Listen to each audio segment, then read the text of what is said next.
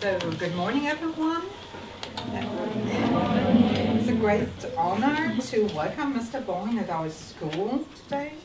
And we're very privileged, I think, to have the chance to meet famous authors here in our school, thanks to the Buxtehuder Bullen and thanks to the great team from the local library who make it possible time and again to have this special experience for you.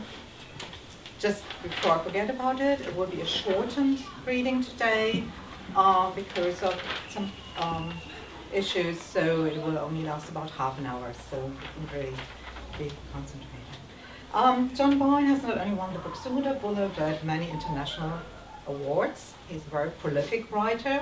I think so far he has written 11 novels for adults and 6 novels for young readers, the 6 ones to be published in April. Correct informed. And his most well-known one is the Boy in the Striped Pajamas. I think everyone has heard about it or read it or seen the film, either one. And Mr. Boyne is also an avid reader. It's really interesting to go to his website. I'd like to recommend this to you and see how many books he reads each year. I was really impressed. I like to keep track of my reading too, but I don't get anywhere near the amount of books you read. It's fantastic. So the book which has won the Buxtehuder Bullen Award this year is about Pierrot. I think you're all hopefully informed a bit. A young boy who grows up in Paris but then has to go to an orphanage once his German father and French mother are dead. Then he's sent to his aunt, whom he's never met before. And this aunt works in the Berg, which is Autor Hitler's place where he spends his holidays. And Pierrot, who's now called Peter, is very impressionable and changes dramatically under the influence of Hitler. That's just to remind you of the plot. Last year, when a student was asked about her best moment in school, she told me that it was the reading with last year's winner of the Buxtehuder Bullen. And I hope that today's reading will also be a very memorable moment for all of us. No, I think it will. So thank you, John Boyne, for coming here. And the floor is yours. Okay, thank you. Well, good morning, everybody. It's nice to be invited here. As you can possibly tell from my accent, I'm Irish. I'm from Dublin. Anybody here from Ireland or been to Ireland? No? That was? Okay, so I thought I'd just tell you a little bit firstly about myself and my writing and then open it up to you for questions. So I started, firstly, how many people here are writing themselves or think they'd like to be writers when they're older? Yeah? Oh, quite a few. Okay. Well, I started writing at a very young age. I started about 11, 12. I was writing stories. I always felt that reading and writing were completely connected. I couldn't do one without doing the other. And even at that young age, I was sitting in my room kind of writing stories and giving them to my friends to read. And you know, when adults would ask me as a kid, what do you want to be when you grow up? I always said I wanted to write books. And they would laugh at me. I didn't really know why they were laughing at me, but they would laugh at me as if it was a crazy idea. But I was very, very focused on it. And all through my teenage years, I was writing all the time and really with the eventual aim of trying to get a novel published one day. And I did an English literature degree in Dublin and then a writing degree in England. And then after that I was, you know, in my early 20s and I was really seriously looking at trying to write novels rather than just stories. And I got my first novel published at the start of this century now, 2000. And the early books I wrote all had one thing in common, which was that they were all written with an adult audience in mind. And they were all quite long books and they were all historically based. And I had never thought about writing for young readers, really. It hadn't really crossed my mind. But then in about 2005, I had an idea for a book. And it was a very simple idea. It was just an image in my head of 2 boys sitting on either side of a fence, talking to each other. And I knew immediately where the fence was. I knew it was a place that nobody should be, let alone 2 little boys. And I was interested in the journey that would bring them there, and the conversations they'd have, and the necessary end I felt their story would reach. And I sat down and I started writing that, and I wrote the first draft of that book over 3 days without any sleep. Because I had the idea on a Tuesday night. I started writing on the Wednesday morning, and on Wednesday evening I felt if I walked away from the story, I was just going to lose it completely. So I just wrote through Wednesday night, wrote through Thursday night, and on Friday I finished the draft, and that was The Boy in the Striped Pajamas, which I guess a lot of you probably are familiar with. And since then I've kind of moved back and forth between, well, I used to say I write books for adults and books for young people. I now tend to say I write books about adults and books about young people, because I think that kid just got himself slapped into the face by a drink.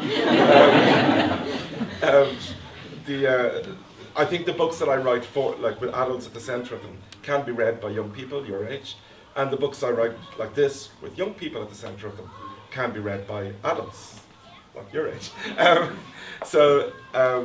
Like I don't differentiate it so much in terms of the audience anymore. I think of it more in terms of the central characters. And so this book here is my 5th young adult book, and this is the one that has won the Buxtehuder Bull, The Boy at the Top of the Mountain. And as you were told, it's also like Striped Pajamas, it's a war story, and it's really about brainwashing. It's about how easy it is for anybody to change. I touched on this a little bit in Striped Pajamas with Bruno's sister Gretel, who goes from being kind of a sweet young girl to getting more kind of into the Nazi ideals, simply because, for no other reason than she has a crush on young Lieutenant Kotler.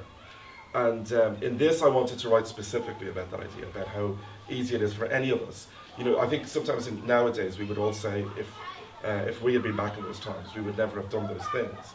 But it's easy for any of us to say that with the history and with the time that's passed. For any of us in the 1930s or something, you'd feel very different, I think. So I wanted to write about how a young boy can be totally brainwashed, sorry, and change and become the person that he shouldn't be, which is what this book is about, really. So I'll open it up to you for questions. Anybody wants to ask about writing in general, or the books I've written, or any aspect of literature, please feel free. Yes.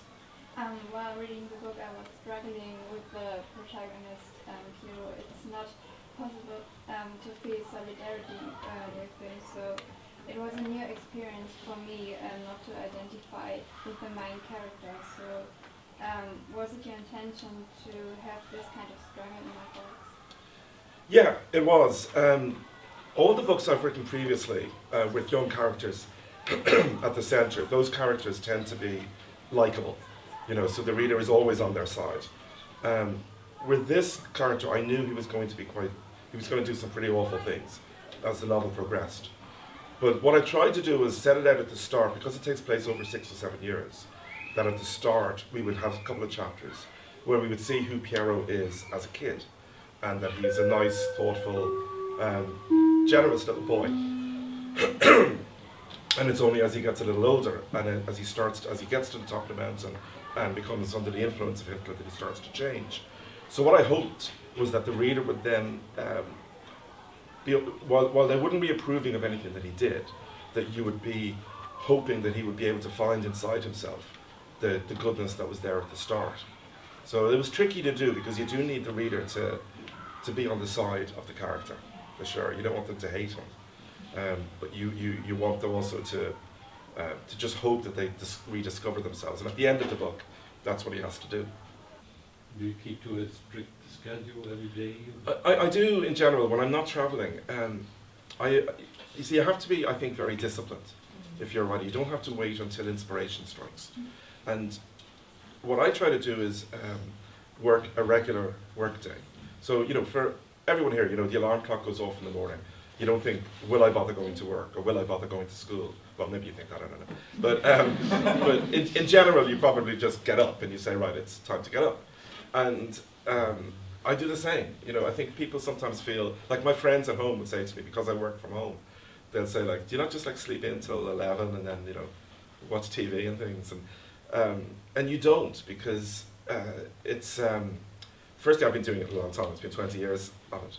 But with discipline, you just get up at the regular time and you approach the day in the same way. So I'd work in the morning, stop for lunch, do a couple more hours in the afternoon, and call it a day, really. So I don't tend to work at night, but I do tend to work every single day. I try to get a little bit down of the novel every single day. I don't like taking a day off at all. But even though it's hard work, it still remains incredibly enjoyable work. You know, some people are lucky that you can really, really enjoy the job that you have, and no matter how often there'll be like a difficult day, but if you enjoy it, it's a great way to live. Yes. Yeah, so I don't know if you're quite familiar with websites like Wattpad. So Yeah. Mm-hmm. what do you think in general about this kind of websites? I think they're great. I think anything that gets you writing, anything that gets you being creative in any way, whether it's writing or music or painting, whatever, is always worthwhile. Better to be doing that than, you know, in my mind anyway, than sort of playing games, video games, or something, you know, like, and on something like Wattpad, there's comments, isn't there? There's comment sections. Writing is for readers. It's not for, you don't write a story and then throw it in a drawer and leave it there. You have to get it out to people. You know, one of the pieces of advice I always give young writers is find other people who are writing and give each other work to read and listen to the comments. You know, don't look just for praise. But sometimes the less complimentary stuff isn't always true either. You have to be able to filter it. You know, so on the internet, look, you're going to get some crazies on the internet anyway who are going to say unpleasant things to you about it, maybe. But if you publish a book, you know, you'll get crazies on the internet sending you messages too. So I think anything that just gets you writing or being in any way creative is worthwhile. Yeah, at the back there. And so what happens when you get a blackout, like you don't know what to write anymore? Has that ever happened? Oh yeah. I mean, that would happen all the time, where you'd be working on it, and it's just one of those days, and it's not coming together. And what I would do is, I mean, take a break, go for a walk, come back to it, sit down, try to put another sentence down. But you know, if you spend a good part of a day in front of a computer or in front of a blank page, and you only get a sentence or two down, or even if you get none down, you were actually still working. You know, you were trying to get yourself there. You haven't just given up on it. So that would happen to me sometimes, and it's as productive a day in some ways as a day where you'll get 1,000 words down, because you're thinking about it all the time. But if it's not coming together, I think, like go for a walk, something like that. Anything that gets some air into your lungs, get some exercises, is usually good. But sometimes you just have to say, you know what, it's not for me today. I just have to go lie on the sofa and watch Netflix. So, yeah. Which of your written books is your favorite book? There's a book I published about 2 years ago called, in English it's called The Heart's Invisible Furies, and here it's called Cyril Avery. And it's my longest book, but it's set over 70 years of Irish history, from the end of the Second World War up until the Equal Rights Marriage Referendum of 2015. And it follows the journey of how Ireland has changed as a country, from being a very, very conservative, very Catholic country back then to being a much more liberal, forward-thinking country now. And it's of all my books, it's the funniest one. It's the one. There's lots of jokes in it. At least I think they're jokes. And but I think it's a good study of my own country. And I didn't write about Ireland very much in the early part of my career. I tended to write about other countries, whereas most Irish writers do write about Ireland. You know, sometimes if you come from a small country, people expect you to write about that country all the time. Even not a small, like, I mean, Germany's not a small country, but I bet if you were publishing novels and you didn't write about Germany, people would ask you why you didn't. Whereas I think sometimes American writers, or even British writers, are sort of given the freedom to write about anything they want and anywhere they want. So I tended, my imagination, well, we don't think that in reading, you know, we'll read something from anywhere. My imagination took me to other places, but so it was a long time before I wrote about Ireland. But when I did, all those kind of memories of childhood and all the things I think about my own country kind of came out, and I think that novel is probably my favourite. Yeah. Have you ever been sad while finishing a book? Ever been sad when finishing one? I'm usually, there's a strange emotion when you're finishing one. It's the feeling that it's this is as good as you can make it, and is it good enough? You know, and the last kind of couple of months of working on a book, you're really just fixing all the edits, all the small points, and you're aware that any day now I'm going to have to start all over again on something new with chapter 1, and the really, really hard work is about to come. And that can be both exciting and a little bit intimidating. I tend not to get emotional about the storylines themselves, like something like, say, the end of Striped Pajamas, which is a very sad ending. You have to kind of keep a distance as the writer from it. You're not trying to sit there like, with tears rolling down your face. You want the reader to have tears rolling down their face. So it's sad, but it's also exciting. You know, it's another book finished. Yeah. Do you draw your characters when you create them? Do I draw? Yes. No, gosh, that's I've never been asked that before. No, I don't actually. I can't draw to save my life. It's a thing I always wish I would be able to do. No. But some of my books for young readers have been illustrated by Oliver Jeffers, and I love seeing illustrations of my books, or even like with the movie, which is an illustration of sorts, I suppose. I love seeing things like that, but no, I can't draw. It's a really good question. You know, 20 years, you don't get too many brand new questions. That's a good one. Yeah. Are you working on a new book at the moment, or do you have a story in mind? Yeah, I have, as was mentioned, I have a new book that's coming out in April for young people. And I'm working on a new adult novel at the moment, so it's on my computer back at the hotel. And I'm on the second draft of that. I'm about halfway through the second draft. And I'm hoping to give that to my editor around July or August.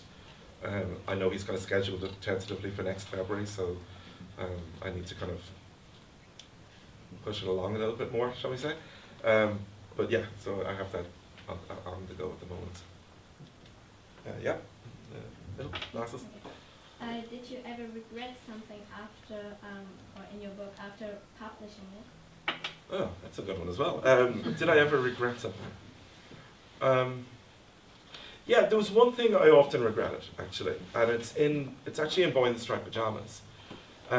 My favorite character in that book, and probably my favorite character that I've ever written.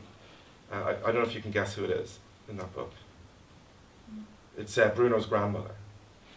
And I think she's a really important character because she only appears in one scene in the book, but she represents those older people at the time who actually did speak up against the things that were going on, was brave, and really just didn't care less what anybody thought of her, you know. And I really like her voice in the book, and I often thought I wished I'd given her a little bit more to do in it. I remember when they made the film, I thought again, because when the actress who was playing that part, she did it so well, but there's only one scene to do, and I felt like, God, I'd like to see her back again, you know, for another, to annoy them again, you know. So yeah, I think I probably would have given her a few more scenes, but other than that, I don't think so. I mean, even when I look at books that I think, not every book you write is going to be like an absolute masterpiece, you know, that you can look at the books lined up, and in my head I can say, well, here's the ones I achieved artistically, what I set out to achieve. And sometimes you just don't, and you've done your very best, and it just doesn't come together.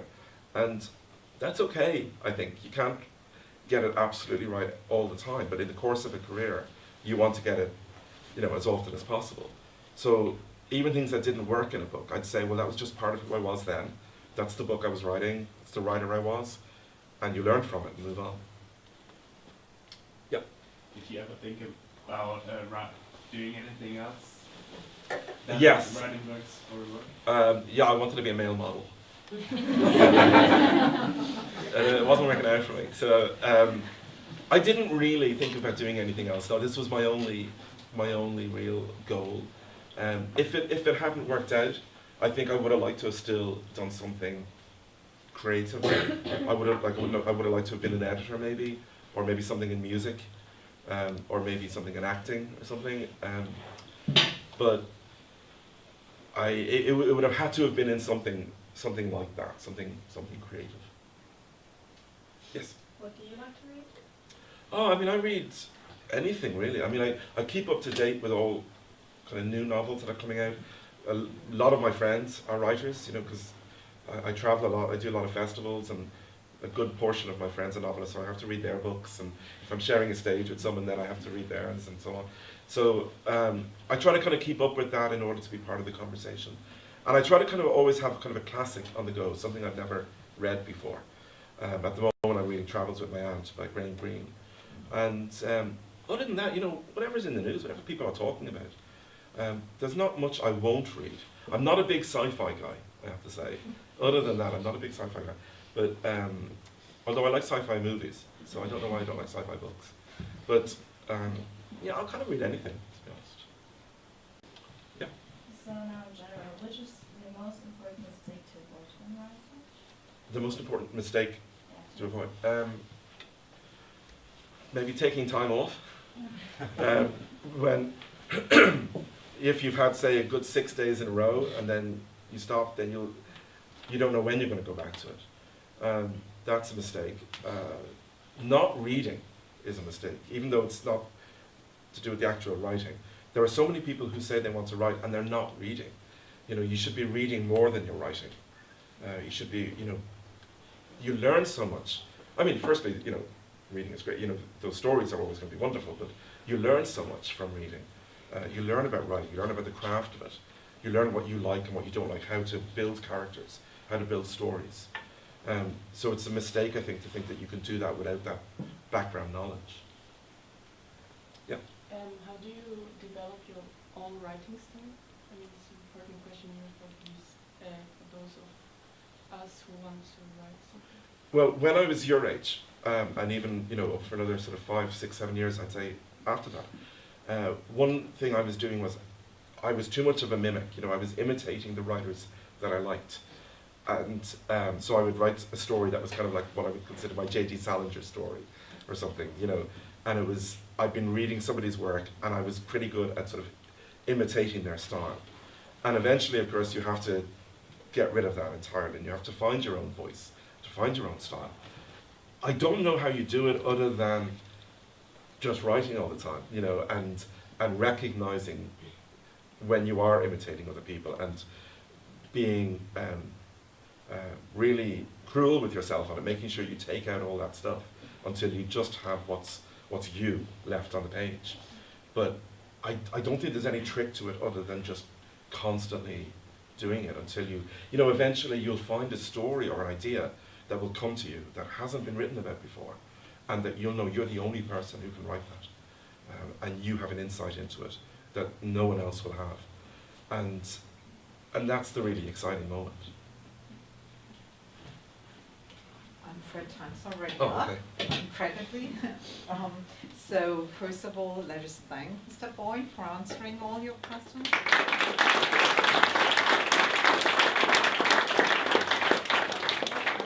Time for a commercial.